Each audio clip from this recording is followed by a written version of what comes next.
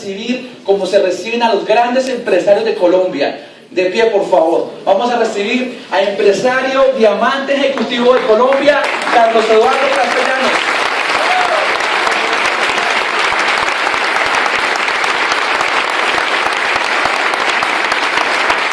Hola, hola.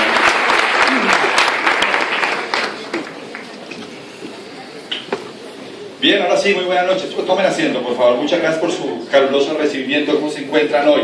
Bien, veo que hay muchas personas de pie. Yo consideraría que sería una muy buena idea que los hombres les cedieran los puestos a las mujeres que están allá sentadas atrás. ¿No les parece buena idea? Sí, me parece una buena idea. Vamos a dar un aplauso a quienes están cediendo los puestos, por favor. Gracias.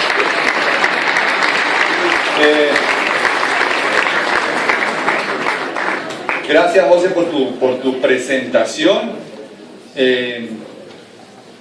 Dentro de esta industria realmente hemos logrado con mi esposa un resultado importante y hoy quiero compartirles un poco lo que ha pasado en estos años y las lecciones más importantes, los aprendizajes que hicimos en este camino, en esta trayectoria de 18 años. Pero tengo que acordarme, para poder un poco romper el hielo, tengo que acordarme de lo que me impulsó a mí a hacer este negocio. ¿Dónde comenzó esta historia? Esto comenzó, recuerdo mucho, yo, no sé si algunos de ustedes conocen un barrio que se llama Las Villas, que queda ahí cerca de la Colina Campestre. Mi papá compró una casa ahí cuando yo tenía 1 año de edad. Es decir, hace 40 y algo de años, ¿no?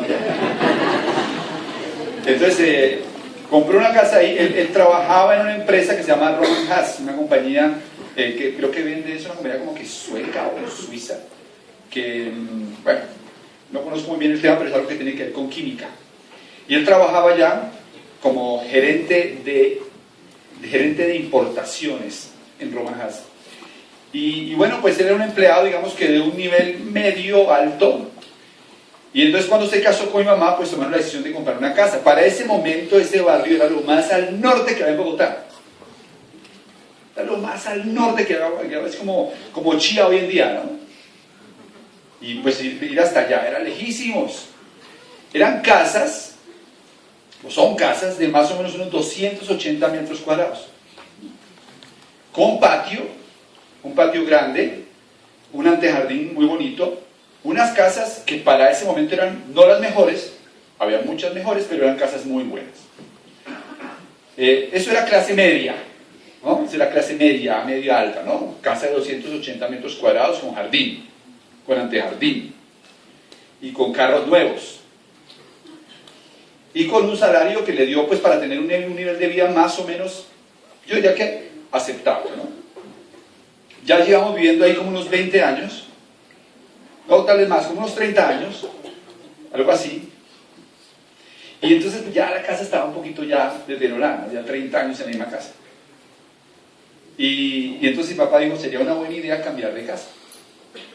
Entonces comenzamos a buscar casas alrededor y empezamos a buscar casas que tuvieran algunos requisitos, pues que fueran, o sea, deseables para que realmente mereciera el esfuerzo salir de la casa de Las Villas para irnos a vivir a otro sitio diferente.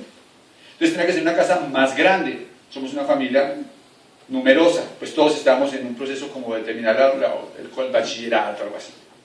Entonces tenía que ser una casa más grande, o sea, de más de 280 metros, por lo menos de 350 metros para que se justificara. Tenía que ser una casa máximo de 5 años de uso. Tenía que tener buen patio, etc. Y empezamos a buscar casas.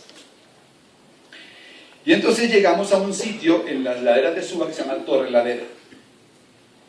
Hoy, claro, esas casas ya tienen por unos 15, 18, 20 años, ¿no? Pero cuando llegamos a esas casas por primera vez, son casas de 380 metros cuadrados, con pesebreras, porque tienen sitio para pesebreras, porque puedes tener caballos. Tenían buen patio, cercas vivas, ¿no? Habitaciones confortables, cada una con baño. La casa perfecta, ¿entienden? un barrio muy bueno. Hay mejores, pero en ese momento era un buen cambio. Un buen cambio. Entonces, cuando vimos la casa, dijimos, la encontramos. Yo, que estaba como el más emocionado con la historia, salgo caminando más rápido y llego a donde estaba la señorita que vendía las casas. Y le dije, ¿saben qué? Nos encanta la casa. Está buenísima la casa. Y entonces ya se sentó mi papá a hablar con ella y le dijo, sí, miren, estas casas, la cuota inicial de la casa son 480 millones de pesos. Y financiamos el 30% restante. Era una casa de unos 800 millones de pesos de hace casi 20 años. ¿No? 800 millones de pesos. La cuota inicial, casi 500 millones de pesos. Yo en ese momento desperté. ¿Cuáles eran mis sueños para ese momento? Estaba empezando a estudiar veterinaria. Un veterinario que está recién entrando a la universidad, que no tiene papá, finquero grande, pues sueña, para mi generación el sueño era un Land Rover, pero no un Range Rover, un Land Rover de esos viejitos, modelo 60 y pico, pues hace 20 años era mi sueño. Yo no tenía carro, ese era mi sueño. Ya después crecí un poquito mentalmente y entonces estaba soñando con tener un Montero, ¿no? Un Montero esos de redonditos que hoy en día cuestan por ahí unos 100 millones de pesos. Bueno, la casa esa de las que les estoy hablando, fácilmente hoy vale 1.500 millones de pesos, ¿no? Y el carro del que estoy hablando hoy en día vale 100, 120 millones.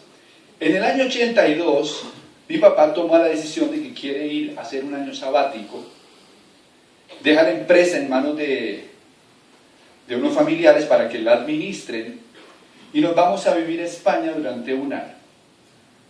Rentamos un apartamento en Barcelona, nos instalamos a 3 cuadras de la Boquería, cerca del Paseo de Gracia, un sitio fantástico, a vivir un año. Yo estaba en el colegio y durante ese año no tuve que estudiar nada y me vi todo el Mundial de España 82 y fui a partidos. O sea, eso fue genial. Ese viaje a mí me cambió la vida. Fue muchísimo mejor estar un año viajando por Europa que estar un año en un colegio. Porque eso me cambió completamente la perspectiva de las cosas. Así que esos 3 hechos para mí se volvieron como una aspiracional en la vida: una casa linda, un carro agradable, bueno, y un buen viaje.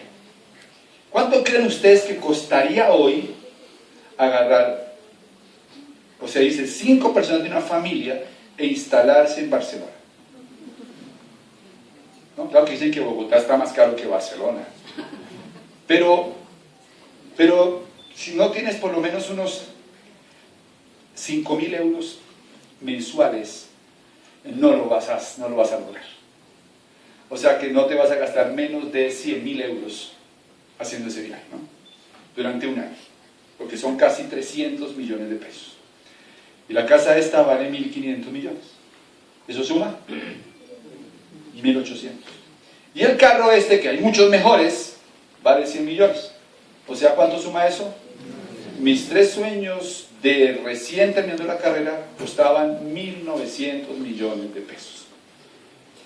Y cuando salgo de la universidad me entero que un veterinario se gana bien pago 1,5 millones. Bien pago, ¿no? O sea que si se gana 1,5 millones un veterinario, ¿cuántos meses habría que trabajar para tener, ¿cuánto dije? 1.900 millones de pesos. ¿Cuánto da eso? ¿Cuánto da eso? No, dígame la cifra. Divídalo ahí en la calculadora. O sea, es 1.900 dividido en 1,5 millones. ¿Cuánto? 100 años. Oye, yo he hecho la cuenta y nunca me ha salido tanto. O sea, toca reencarnar para lograrlo.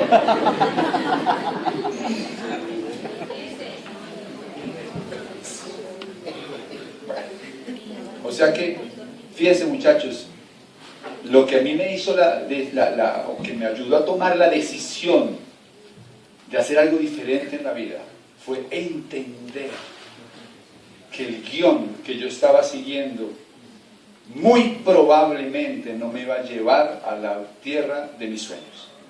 ¿Cuántos acá tienen sueños? Todos. El ser humano que no tiene sueños se muere más rápido.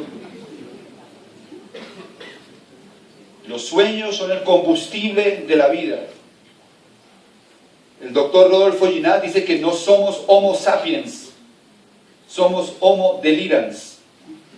La actividad principal del cerebro es soñar e imaginar. Nos la pasamos la mayor parte del tiempo imaginando y soñando. Y cuando perdemos esa capacidad, somos menos felices. Así que si hay algo que quiero que saquen de esta reunión de hoy, es que no importa lo que ustedes hagan, durante los próximos años de su vida, enfóquense en alcanzar sus sueños. Con el vehículo que elijan, haciendo lo que les parezca, desde que sea ético, trabajen para hacer realidad sus sueños. El que sea. El que sea. Pero va a ser la vida mucho más agradable si trabajas para hacer realidad tus sueños que para hacer realidad los sueños del patrón. Y eso lo aprendí cuando estaba conociendo esta industria. Así que en 1996 estaba todo preparado en mi mente para poder abrazar esta oportunidad de negocios. Porque yo estaba ya convencido de que el emprendimiento, el ser dueño de un negocio, era el camino ideal para poder vivir esos sueños. Y en 1996, una tía que veo cada vez que voy a donde mi mamá, mi tía es una persona maravillosa, ella me invita a conocer este negocio que ustedes les están empezando a plantear. Estoy en una reunión por allá en la 100, eso es en la 100 con 21, mi tía me llama, yo ya un poco como cansado de la llamadera le dije, tía, está bien, voy a ir a la reunión. No había celular, pero igual me había dicho 3 o 4 veces y hasta que finalmente me dio pena con mi tía y arranco para allá. Un salón un poco más pequeño que este, con unas 200 personas, que cuando uno entra se siente extraño, porque aquí hay mucho aplauso, mucha gente emocionada, mucha gente se abraza, lo ponen uno de pie, aplaudir a la gente, y eso a uno le parece al principio un poco extraño. Hay un entusiasmo sospechoso que en el cerebro primario de todos los seres humanos inmediatamente se cierra. Y además en Colombia, como tenemos ese concepto de que eso tan bueno no da tanto, pues es todavía mucho más evidente. Me quedo ahí, me hago ahí al fondo, en el salón este, se sube el personaje a la tarima y cuando empieza a hablar me cae mal. No sé si a alguno ya le pasó, pero me cayó mal el tipo, porque empezó a hablar de cosas, ¿no? de cosas que él tenía, ¿no? Y del carro que conducía, y pues la verdad es que los seres humanos nos conectamos mejor a través de las miserias, ¿no? Y entonces eso no me cayó bien, pero bueno, ya en ese momento yo ya estaba viviendo la crisis de la mayoría de la gente. Yo ya tenía deudas. ¿Hay alguna aquí con deudas de casualidad? Yo tenía ya deudas, yo compraba ropa a crédito, tenía un carro que había comprado a crédito, hasta el seguro del carro pagué una tarjeta de crédito, que finalmente me cancelaron y no se renovó el seguro el segundo año, y mamá estrelló el carro, yo me quedé sin el carro, porque fue pérdida total. Ella está bien, pero fue pérdida total del carro. Y con la deuda. Debía 30 millones de pesos de ese entonces. Entonces, cuando el tipo dice que con esto se pueden pagar las deudas, yo dije que tal vez sea verdad. La verdad es que un momento que yo decía, Dios mío, que sea verdad y que sea legal, porque yo quiero hacer esto. 1996 estuve en esta reunión que ustedes están hoy acá. Increíble. Ha pasado mucha agua debajo del puente. No les puedo decir que esto va a ser fácil. Métanse que se van a hacer millonarios de la noche a la mañana. Porque sería mentira. Nada que valga la pena en la vida se logra sin los principios que usan los campesinos cuando están labrando la tierra. Todo requiere una época de siembra, de cultivo, para poder tener una cosecha. Y los campesinos saben que no pueden tomar cerveza cuando hay siembra. La cerveza se toma cuando hay cosecha. Igual pasa acá. Vas a pasar un tiempo aprendiendo a sembrar, aprendiendo a cultivar para tener una cosecha. Pero si yo lo pude hacer, todos ustedes acá también lo pueden hacer. Siempre y cuando tengan algunas cosas que me parecen a mí fundamentales para que esto les funcione. Lo primero es que estén buscando una oportunidad para emprender. Si tú eres de las personas que dices, yo la verdad es que prefiero seguir empleado y esperar la pensión, respetable, pero esto no es para ti. Claro, no son muchos los que están en esa posición. Yo te tomaría una foto, la guardaría y se la pasaría a mi gente, decían, a este no lo inviten, porque este lo logró de otra manera. Pero es exótico eso hoy en día, ¿no?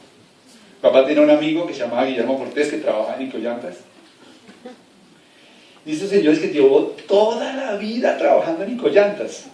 Entonces allá llegábamos y íbamos los viernes con mi papá y mamá y llegábamos al sitio, y cuando estábamos allá, pues yo sí recuerdo que cuando entraba el tapete decía Incoyantas.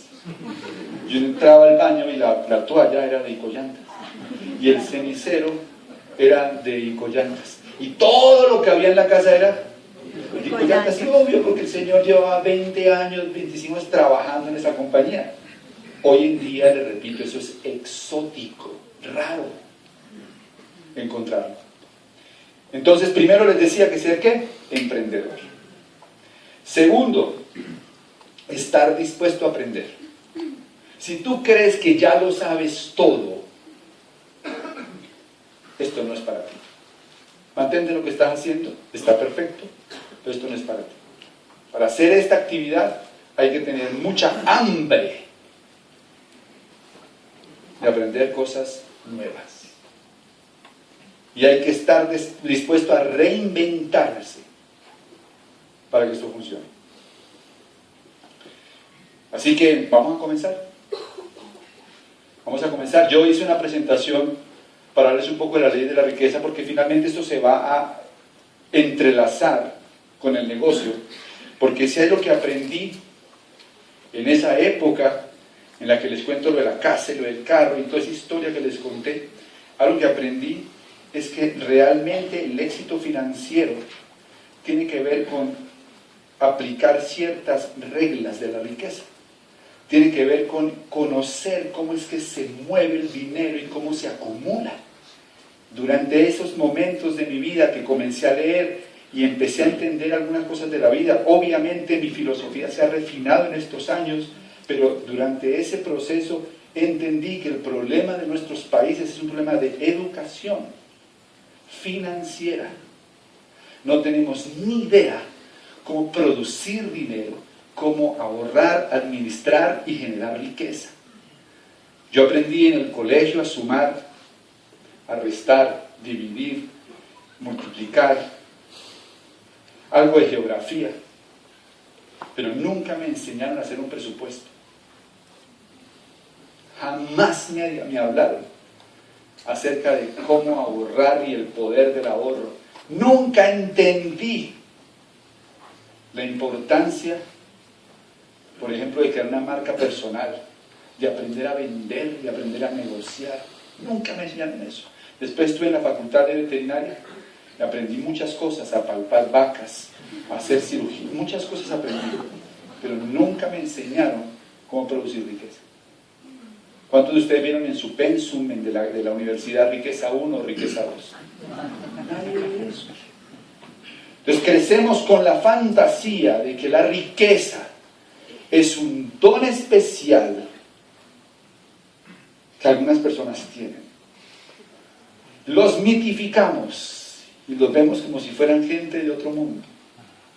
Y si somos resentidos sociales, le rayamos el carro cuando salimos. porque no entendemos que son simplemente algunos principios que hay que seguir y que cualquier persona los podría tener esos resultados, ¿no? Entonces, aquí algunos de esos principios. Bueno, pero para arrancar ese pedazo tengo que hablarles un poquito del tema de lo que está pasando en el mundo, porque ¿alguno de ustedes ha oído la palabra crisis en los últimos meses? Pues ahí le regalo esta frase, ¿no? El problema no es que el mundo esté de cabeza, el problema es que usted piensa al revés. Aunque nos quejamos de que hay una crisis, y evidentemente la crisis la hay en aquellas personas que todavía siguen viviendo en el modelo económico anterior. Y los que todavía siguen suspirando por lo que era el pasado en la economía, por los que creen que no se paga suficiente, con los que no se han dado cuenta que el mundo cambió, que la economía cambió, y que hoy en día para hacer dinero tienes que conocer las nuevas reglas, y que ir a la universidad no significa que te las van a enseñar, lo cual no quiere decir que no vayan a la universidad. Quiere decir que vayas a la universidad para desarrollar una vocación, un perfil profesional, pero tienes que aprender a hacer dinero. Un concepto que me llamó mucho la atención: la Tierra es plana. Aunque en geografía, ¿será que si me bajo eso suena? Vamos a ver. Aunque en geografía nos dijeron que la Tierra era como redonda, y crecimos con el paradigma de la Tierra redonda, y espero que sea verdad. De todas maneras, hoy en día se habla de que el mundo se aplanó, y el hecho de que el mundo se haya aplanado es lo que ha cambiado toda la economía, y es lo que hace que haya la gran crisis mundial que estamos viviendo, el aplanamiento del mundo. Y cuando hablan de que el mundo se aplanó, lo que hablan es de que las barreras se cayeron. Las barreras geográficas ya no existen. Las distancias tampoco existen. Estamos tan lejos de Cúcuta como de Seúl. Estamos a un clic de distancia del mundo. Entonces lo que dicen los expertos es que hay varias aplanadoras del mundo, y una aplanadora fue la caída del muro de Berlín, que unificó los mercados. Otra de las aplanadoras fue ¿cuál? Internet, que acabó con la mayoría o con muchos de los empleos de los 80s y de los 90s. Otra de las aplanadoras es el desarrollo de los celulares, porque ahora ¿cómo se llama? La globalización del mundo la hacemos los individuos. Yo puedo globalizar mi negocio desde mi celular, ¿de acuerdo? Entonces hay muchas aplanadoras, y eso como usted lo vive, ¿no? ¿Cómo se vive en el mundo diario? Pues que cada vez es más difícil conseguir un empleo. ¿Sí o sí? Dos, que cada vez pagan menos. De hecho, los expertos dicen que ya el empleo será rebautizado y se le va a llamar trabajo contingente. Ya no existe como tal el empleo, sino un trabajo contingente de contrato para hacer algo durante 6 meses y bye. Sin embargo, nosotros seguimos viviendo con el paradigma de hace 30 o 40 años y seguimos pensando en comprar una casa a 15 años. La palabra hipoteca en inglés es mortgage, que es una palabra francesa que significa hasta la muerte. Por si no sabían, está diseñado para que la persona se muera pagando. ¿Ok? Pero ahora con este sistema que estamos viviendo, tú no puedes garantizar que vas a pagar tu casa con un empleo. Entonces, el aplanamiento del mundo significa que el empleo se empezó a morir. Y no se acabará por completo, ¿de acuerdo? Pero tienes que ser muy bueno para poder competir en ese mundo y sobrevivir. Y sobrevivir. Así que el planeta está en huelga. Por todos lados se oyen este tipo de temas, ¿no? Noticieros, etcétera. Desempleo. En España el 46% de la gente joven no consigue un empleo acorde con su preparación. Colombia está en el 22%. Esta es la realidad, que un universitario sin especialización promedio de clase media invierte 200 millones sin contar útiles en libros y gastos asociados en todo su proceso para hacerse profesional. Si tiene un ingreso de 1,5 millones, requerirá 133 meses para recuperar su inversión. 133 meses sin comer para recuperar la plata que invirtió en la universidad. El 98% de la gente trabajará 8 a 10 horas al día hasta los 67 años, aunque cada vez la edad de retiro la ponen más lejos. La mayoría se va a jubilar con un 40% de sus ingresos. O sea que cuando se jubilen tienen el inmenso privilegio de vivir peor que antes. El 94% de las familias ganan solamente 3.1 millones de pesos al mes. 94% de ustedes, o por lo menos de este país, ganan menos de 3.100.000 pesos al mes. Y un colegio bilingüe vale 2 millones por hijo. Y si tienes 2 hijos, no le puedes decir a uno de ellos, tienes que ir a aprender para ir a contar a tu hermanito. Tienes los 2. O sea que, ahí lo entiendo. Solamente el 2% de la familia gana más de 10 millones de pesos al mes, y el recién graduado más o menos va a tener 1.300.000 pesos. Como se dan cuenta, la charla no es de motivación, es más bien de concientización. Y esta historia la escuché y me llamó mucho la atención porque explica perfectamente lo que está pasando. Alguna gente nos pregunta, ¿y ustedes qué hacen? ¿Venden productos? Y yo, la verdad, no es mi esencia, ¿no? Yo no creo que yo parezca un vendedor de jabones. Y no tendría nada en contra de hacerlo. Solo que no es lo que yo me dedico. ¿A qué se dedica esta gente que está en este negocio de Amway? ¿Qué nos dedicamos nosotros? Pues mire, les voy a decir a qué nos dedicamos. Y para eso les voy a contar una pequeña anécdota, una pequeña historia. Imagínense que alguno de ustedes está en un río, por allá en Canadá, en un río de estos rápidos, y están en un kayak. Y cuando están ahí, en su kayak, en el río rápido, suceden 2 cosas que no son nada afortunadas. La primera de ellas es que pierden los remos. Y cuando uno está en un río rápido sin remos, está en problemas. La segunda no tiene motor. Pero la tercera sí es exasperante. Estás a 100 metros de las cataratas del Niágara. Sin remos, sin motor, en un kayak, a 100 metros de la catarata del Niágara. En ese momento, ¿qué pensarías? Pues créanme que lo primero que uno piensa es, ¿cómo es posible que haya sido tan torpe y no me haya dado cuenta que por aquí se llegaba a las cataratas? Y lo segundo que van a pensar es, ¿cómo es posible que la gente sea tan indolente y no me haya dicho, tenga cuidado porque por ese río se llega a las cataratas? ¿Qué hacemos nosotros? Nosotros le decimos a la gente, por ahí están las cataratas. Escúchenlas. ¿Cuántos son aquí empleados? ¿Escuchan las cataratas, jóvenes? Si sigues por ese río, lo dramáticamente inevitable te va a ocurrir. Lo dramáticamente inevitable te va a ocurrir. ¿De acuerdo? ¿Cuántos son autoempleados? ¿Escuchan las cataratas? Ya la competencia no es con los santandereanos y los costeños, sino con los japoneses, chinos y coreanos. Así que cuando nos preguntan qué hacemos, nosotros le mostramos a la gente un camino alternativo para que no caigan las cataratas. Una opción distinta para hacer negocios, en la que pueden correr muchos menos riesgos.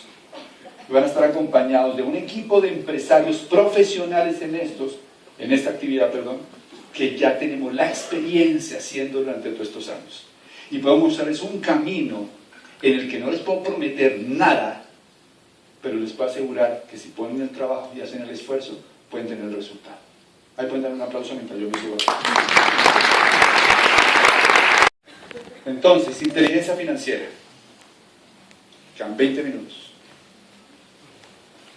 El 2% disfruta de casi todo el pastel, el 98% se conforma con la rebanada más chica. ¿Cómo es posible que el 2% de la población del planeta tenga la mayoría de los recursos y el 98% se pelea por las migajas?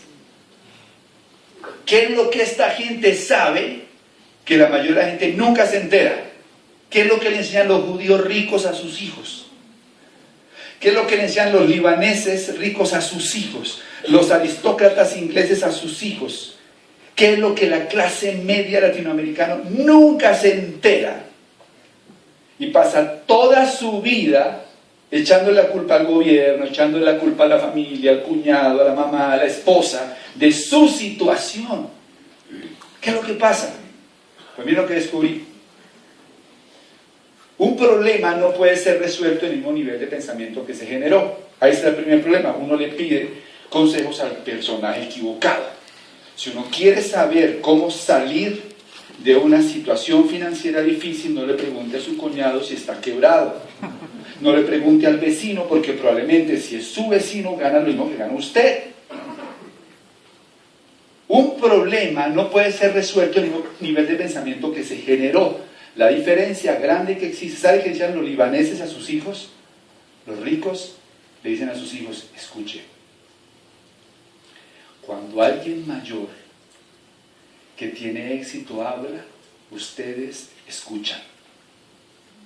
Aquí el viejo se le manda a callar. Y no escuchamos a la gente que tiene éxito. Nunca nos sentamos a escuchar qué es lo que ellos piensan que lo llevó allá. Leyes para la riqueza. Primera, ley de la ganancia. Segunda, ley del gasto. Tercera, ley del ahorro. Y cuarta, ley de la inversión. Estas son las 4 leyes para la riqueza. Ustedes podrían hoy medir su coeficiente de inteligencia financiera.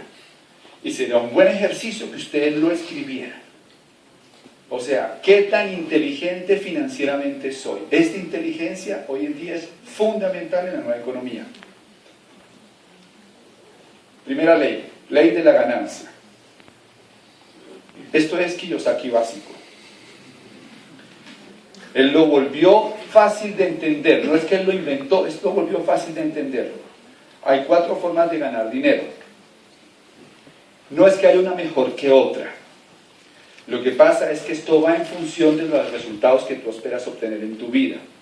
Las formas son ser empleado, ser autoempleado, dueño de negocio o inversionista. El empleado pues tiene un salario y el salario está supuesto para que la gente ¿qué? Sobreviva. De hecho, si ustedes estudian algo de historia se van a dar cuenta que la palabra salario viene de sal, porque era la forma como los romanos pagaban, con sal. El salario está supuesto para que la gente pueda sobrevivir. El autoempleado es aquella persona que cuando ya se cansó de ser empleado dice me voy a independizar. Independizar significa voy a montar mi propia oficina de asesorías, voy a armar mi propio consultorio, voy a montar una papelería, voy a montar cualquier negocio en el que él es indispensable para que el negocio funcione. El empleado se diferencia del empresario en que el empleado es indispensable para que el negocio funcione. El empresario, auténtico empresario, no tiene que ir a trabajar todos los días. La mayoría de la gente se cree empresaria, pero realmente son ¿qué? Autoempleados. ¿Cómo hago para saberlo? Sencillo, pare de trabajar 6 meses. Y si dentro de 6 meses su negocio no existe, su ingreso proviene del autoempleo, no del dueño de negocio. Entonces el dueño de negocio es el que tiene un sistema que le produce dinero y el inversionista es el que vive de sus inversiones. ¿Cuál de las 4 se les antoja? Podría dar un mejor estilo de vida. Eso depende de cada quien. Pero yo descubrí que el éxito, el empleado exitoso, de todas maneras toca volver a trabajar el lunes y el martes y el miércoles y el jueves y el viernes. Me gano 30 millones, sí, pero tengo que ir a trabajar el lunes y el martes y el miércoles y el jueves y el viernes. Y también me di cuenta de un grave problema que tiene el empleo no es heredable. ¿Han visto algún empleado que le herede el puesto a su hijo? No, es que no se puede heredar. El empleo no se puede heredar, ni tampoco se puede vender. Tiene muchas otras ventajas, más que todo en los 80s y 90s tenía muchas ventajas, hoy las tiene menos. El autoempleado tiene también un problema. Hay que ir a trabajar el lunes. Y el martes, el miércoles, el jueves y el viernes. Tiene un inconveniente respecto al empleo. Trabajo también los lunes, los martes, los miércoles, los jueves y los viernes, pero no sé si me va a quedar plata al final del mes. El autoempleado es una trampa que a veces es más compleja que la del empleado. Entra primero, sale de último y no sabe si va a cobrar. Y si tiene que mantener, obviamente, toda la operación funcionando. El dueño de negocio tiene una ventaja. La promesa es que si lo hago bien, un día no tengo que ir a trabajar. Ni el lunes, ni el martes, ni el miércoles. Si la promesa se hace realidad, un día eres, o todos tus días son como sábados. Piensa en un momento, ¿cómo será su vida si todos los días fueran sábados? ¿Eso sería bueno o buenísimo? ¿A qué le gustaría levantarse? ¿Cuánto le gustaría bañarse más tarde? De verdad. O sea, eso es un sueño muy reptil, pero es real. Bañarse más tarde, a las 3 de la tarde, ¿por qué no? Tranquilo. ¿O cuánto les gustaría tener fines de semana de 4 días? ¿Por qué no? ¿Qué tal que el fin de semana comenzara el jueves por la noche y se acabara el lunes y trabajaras martes, miércoles y jueves? Eso sería bueno o buenísimo. Ok, eso es realidad para el dueño de negocio, para el inversionista. Para el empleado o el autoempleado, no. ¿Cuál es la ventaja del dueño de negocio? Muchachos, que para tener un negocio, para decir yo soy dueño de negocio, me tengo que invertir un montón de dinero. Generalmente. Lo segundo, hay que tener bastante hígado para poder enfrentar lo que se te viene, la competencia y el trabajo. Y la mayoría de los dueños de negocios han invertido 15, 20, 25 años para que su sueño se haga realidad. Bueno, el inversionista tiene muchas ventajas, el problema está en que tengas el capital para llegar hasta allá. Entonces, el empleado busca seguridad y el autoempleado y el dueño de negocio y el inversionista buscan ¿qué? Libertad. El empleado y el autoempleado tienen un ingreso que se llama lineal, el dueño de negocio y el inversionista tienen un ingreso que se llama residual y pasivo. ¿Cuál es el objetivo? Pasar a ser dueño de negocio e inversionista. La mayoría de las personas no saben cómo dar ese paso, porque no entendemos cómo crear realmente un negocio y finalmente convertirse en inversionista. ¿Cuál es el lenguaje? El empleado normalmente dice yo busco un trabajo seguro y un buen sueldo. ¿Han oído a alguien que dice no, yo prefiero lo seguro? Lo irónico es que hoy en día es mucho más seguro ser emprendedor que ser empleado. El autoempleado dice cosas como yo tengo un proyecto, pero eso solamente funciona porque yo estoy al frente.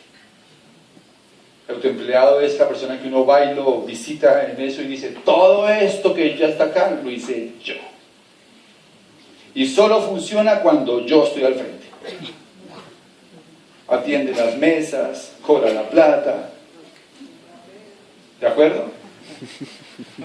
El dueño de negocio tiene un lenguaje diferente. Él dice, estoy buscando expertos para que manejen mis negocios. Y estoy buscando sistemas que me produzcan más dinero. ¿Saben por qué uno nunca conoce a esos muchachos? Yo me he dado cuenta de algo, es que uno se parece a las 4 personas con las que más anda. Muchos los dueños de negocio andan con dueños de negocio. Los empleados andan con empleados, etc. Por eso generalmente esto no llega a penetrar el círculo de uno. Y uno crea un mundo alrededor en el que cree que eso es solo lo que hay. Eso es todo. Trabajar de sol a sol. Y los inversionistas están pensando en rendimientos. Para esto va a pasar rápido porque se me va muy largo. Por ejemplo, en medicina. Un empleado es un médico que trabaja en una clínica. ¿Verdad que sí? Un autoempleado dice, ¿sabe qué? Voy a montar mi propio consultorio. Un dueño de negocio dice, voy a comprarme la clínica. Y el inversionista dice, ¿sabe qué? Yo voy a invertir en EPS. Ahora, les voy a decir una cosa. El problema que hay con lo que está pasando hoy en día es que para ser dueño de una clínica o para comprar o para participar en negocios de medicina no hay que ser médico. Así que por eso la mayoría, y no estoy hablando mal de eso para nada, pero la mayoría de las personas terminan en el cuadrante del lado izquierdo. Así que escribe de dónde vienen tus ingresos.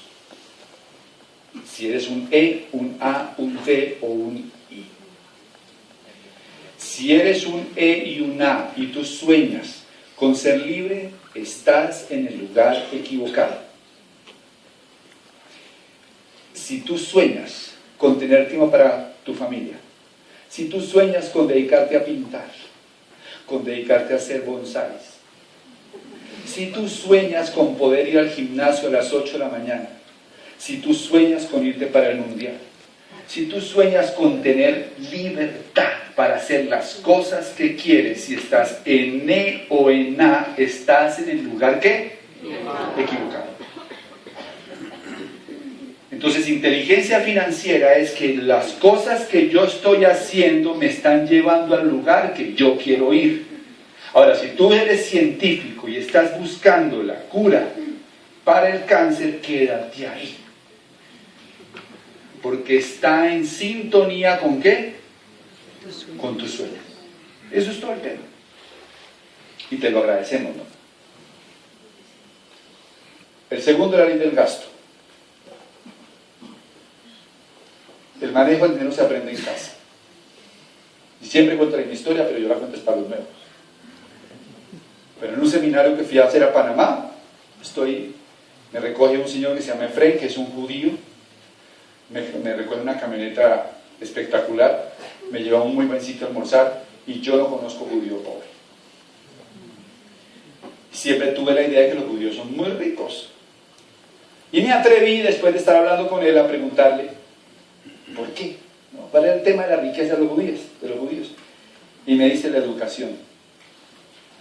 Me dice Efraín, cuando yo estaba chiquito, recuerdo que mi papá me decía, Efraín, escucha, le decía al papá, la economía consiste en llenar un vaso y vivir de lo que se desborda.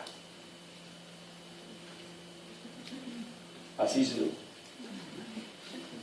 Y vivir de lo que se desborda. En ese momento pensé que aquí en Colombia no tenemos ni idea que existe ese vaso. Y que aquí en Colombia lo único que buscamos es el chorro. Y el que tiene el chorro grande se lo traga todo. Y el que tiene el chorro chiquito busca más chorritos. Pero nadie está pensando en cómo llenar el vaso. Y somos tan ingenuos de creer que el chorro va a estar ahí toda la vida. Y aquí va el segundo mensaje para ustedes.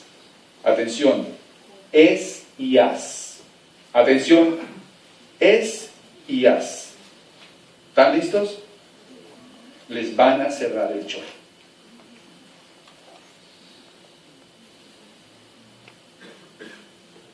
¿Y por qué? Porque así funciona. Si tú no llenas el vaso, un día vas a ser un problema para tu familia, vas a ser un problema para tu país, porque no hay forma, no hay sistema de seguridad social que pueda mantener el estilo ya que todos quisiéramos si no llenamos el vaso. Así que ahí está tu coeficiente de inteligencia financiera. ¿Qué tan lleno está tu vaso? Hey, ¿estamos todavía despiertos acá? Sí. Descubrí en el camino que para ser pobre hay que saberlo hacer. Entonces hoy quiero hablarles de cómo ser pobres, de tal forma de que cuando ustedes obtengan algún resultado en su vida se den cuenta que no es que sean de malas, no es que el signo no les ayude, sencillamente es que ustedes siguieron unos principios y los llevaron a un resultado. Entonces, para ser pobre, esta fórmula no falla. Primero, gaste más de lo que gana. Ahora, si lo ponemos más crudo, viva del cuadrante del lado izquierdo como E o como A. Es una aproximación mayor, aunque no todos los que están en cuadrante del lado izquierdo son pobres, porque Messi no es pobre y es un E. Pero la mayoría terminan ahí, siendo un E o un A que tenga unos ingresos inferiores a sus gastos, va para la pobreza. Porque ¿cómo funciona esto? Cuando tus ingresos son inferiores a tus gastos, tú crees que, ay, no, es que yo hago malabares con la economía, es que yo hago gimnasia financiera y alcanzo a llegar al otro mes. No. La plata que ustedes se gastan, que no se ganan, sale de algún lado y sale de la columna de deudas. Los bancos, cuando tú estás saliendo de la universidad, lo primero que quieren darte es una tarjeta de crédito, porque ellos saben que serás deudor el resto de la vida, porque no tienes inteligencia financiera. Y entonces comienzas a aumentar tus ¿qué? Y cuando se aumentan las deudas, hay una cuota más que pagar, ¿verdad que sí? Y hay unos intereses que pagar. Lo que implica o lo que significa que el siguiente mes los gastos se ven a ver más grandes todavía que los ingresos. Hay una desproporción mayor, lo que hace que tengas que volver a endeudarte. Llega el banco amigo y te dice, venga, yo le compro la cartera. Y lo vuelven a poner a pagar otra vez 5 años más. Y usted dice, ay, el banco amigo. 5 años más de deuda. Y entonces ahora tienes más deudas que pagar, tus ingresos se ven más pequeños, y ese es el ciclo de la pobreza. Terminarás trabajando para pagar tarjetas de crédito. Terminarás trabajando para pagar créditos de consumo. Terminarás trabajando para pagar celulares. Además, la sociedad genera lo que se llama obsolescencia programada. ¿Qué es eso? Que las cosas están diseñadas para que pasen de moda al año. Y ya por cada 6 meses nos vuelve y nos monta otro iPhone más. ¿Se dan cuenta? Y si tú no tienes la capacidad financiera, no tienes una programación económica, vives endeudado tratando de aparentarle a los demás. Bueno, eso pasa en otros países. Esa es la segunda ley. Vamos a hablar, para terminar, de cuál es la solución. Sería bueno, después de semejante confrontación, hablar un poquito de, venga, pero ¿cómo se resuelve? Bueno, primero, va un señor bajando por una calle y se cae dentro de un hueco. Maldice su suerte y dice que desgracia que yo me caiga en este hueco. Tengo que salir del hueco, entonces el tipo sale del hueco. Al siguiente día va bajando por la misma calle y se cae en el mismo hueco. Dice, pero qué desgracia, yo otra vez en este hueco. ¿Cómo es posible que yo esté en el hueco? Al día siguiente va bajando por la misma calle y se cae en el mismo hueco. Pero ¿cómo puedo ser tan torpe de caerme otra vez en el mismo hueco? Qué desgracia, cómo salgo del hueco, sufre hasta que sale el hueco. Al cuarto día baja por la misma calle y se cae en ¿dónde? En el mismo hueco. Al quinto día dice, venga, ¿y por qué no bajo por la otra acera? Y al sexto día dice, ¿sabe qué? Voy a bajar por otra calle. La mayoría de los seres humanos nos caemos siempre en el mismo hueco. En la vida se vale cometer errores. Lo importante es que no sea el mismo. Entonces, primer punto clave de hoy, jóvenes, identifiquen su hueco. Ese soy yo. Gracias.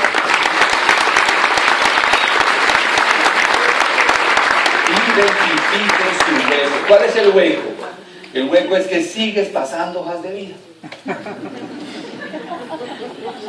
¿Cuál es el hueco?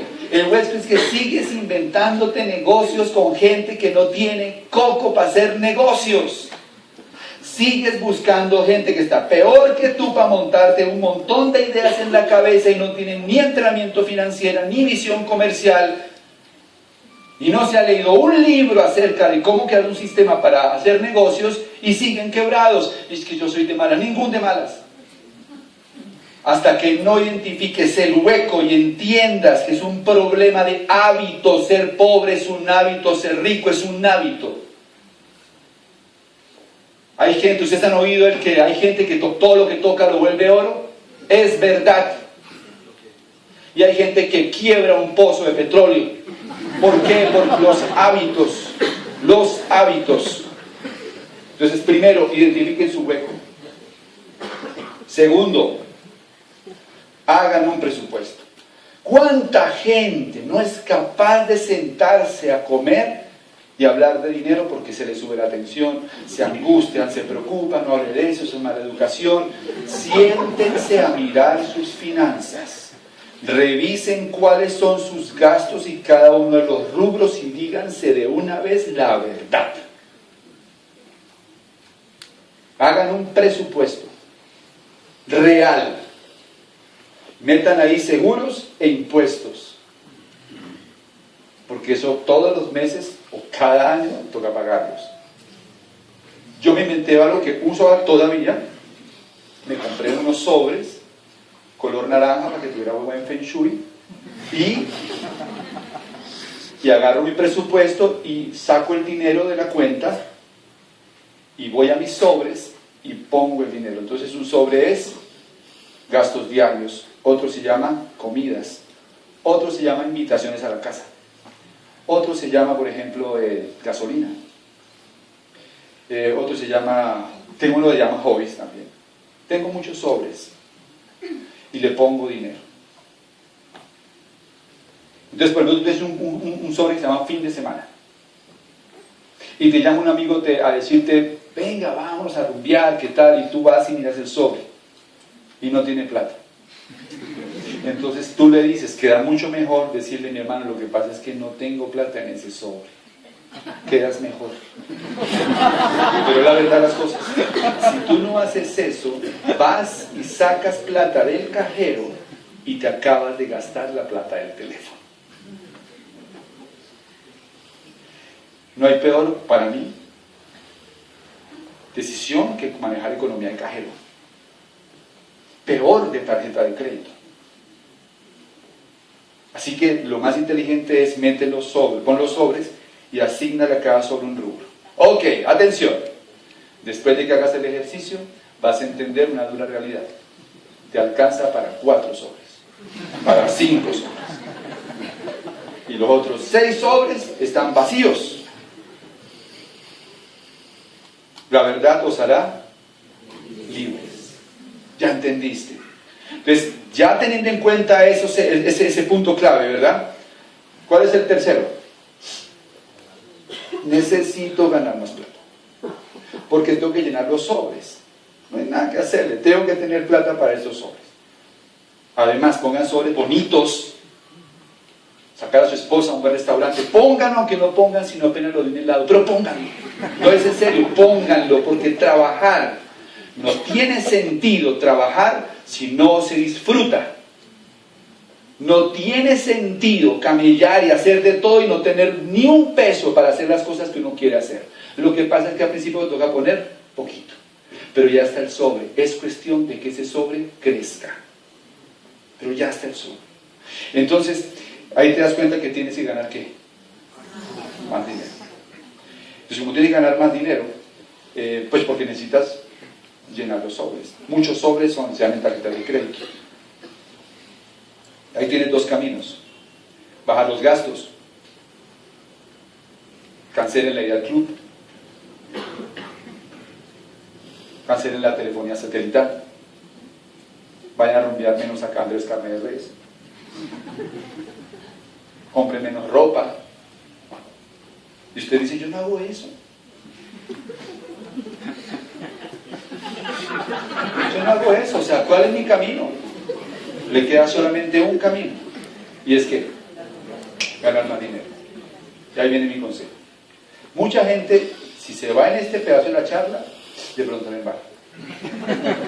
Porque se va de acá y dice, ya entendí, no, ya entendí, mi amor, ya entendí, yo voy a dar clases de noche. Yo doy clases de noche, tú vas a trabajar los fines de semana adicional en esta otra cosa. Y entonces con eso nos ganamos 1,5 millones más, 2 millones más. ¿No? Bueno, es verdad, se va a ganar 1,5 millones, 2 millones de pesos más. Y claro, cuando ya están trabajando, entonces ella dice, sí, ahora nos queda dinero, estamos ganando 2 millones más. Mi amor, yo creo que nosotros nos merecemos unas vacaciones. Y este carrito ya está viejo, merece la pena cambiarlo. A los 6 meses, los 2 millones extra se vuelven indispensables. Ahora no puedes vivir sin los 2 millones de pesos que te estás ganando. Pero entonces ahora trabajas desde las 8 de la mañana hasta las 11 de la noche. Todos los días. Te metiste en la trampa del dinero. Trabajarás el resto de tu vida para mantener ese mismo nivel de vida. Dentro de unos años el carro que era nuevo ya es viejo. Y trabajarás para andar en un carro viejo 12 horas diarias. Porque no tenías que inteligencia financiera. Desde aquí va el consejo. Sí hay que ganar más dinero, pero hay que ganar dinero en el cuadrante del lado derecho. ¿Cómo así?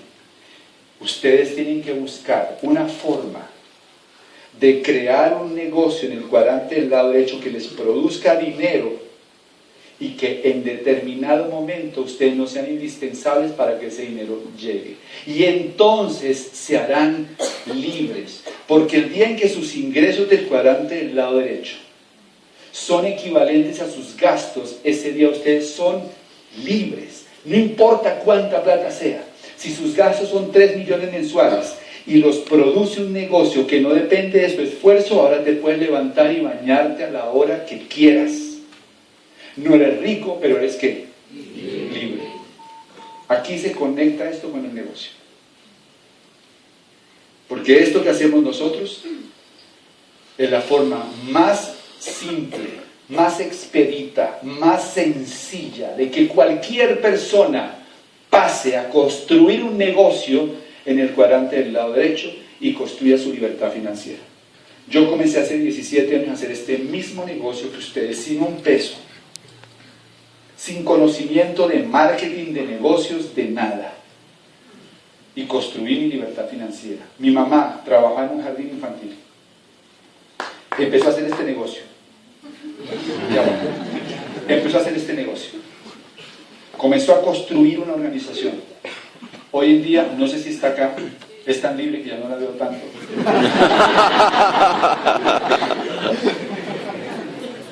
¿Dónde está? ¿No la veo? No, estaba allá porque me fui 30. Pero hoy en día la veo como vive, la tranquilidad que tiene. Dice, me quiero comprar un carro, y va y se lo compra. Me antojé de un computador Mac, y va y se lo compra. ¿Quién viene de viaje y se va de viaje? Y ella vive de las rentas de este negocio y de propiedades. Todos los ingresos de Nubia Camacho son del cuadrante del lado derecho. Y es un estilo de vida completamente diferente. Pero les voy a contar la historia de un muchacho que trabaja en una gasolinera, echando gasolina, ganándose un salario mínimo. Entendió este negocio, entendió este concepto, comenzó a construir su organización y hoy en día ha tenido años de ingresos de 150 millones de pesos del cuadrante del lado derecho. Ahora entro al Facebook y lo veo en Canadá. Trabajaba en una gasolinera, lo veo en Cancún. En estos últimos días entré, lo vi en una foto en República Dominicana dando un seminario. Estaba con un ¿cómo se llama? Un diputado de la República Dominicana. Con un diputado de la República Dominicana que lo llevó como orador, y estaba él en el apartamento de 600 metros que tiene este tipo, un diamante en la República Dominicana. Y estaba este muchacho, que 2 o 3 años antes echaba gasolina en una bomba de servicio, dando oratoria para 2.000 o 3.000 personas. Ese es el negocio que les están presentando. Y eso es lo que ustedes tienen que sentarse a hablar con la persona que los invitó, para que den los detalles para comenzar a construir su libertad financiera. Espero que para ustedes haya sido nutritiva esta charla, por lo menos yo la disfruté, y nos vemos la próxima. Gracias.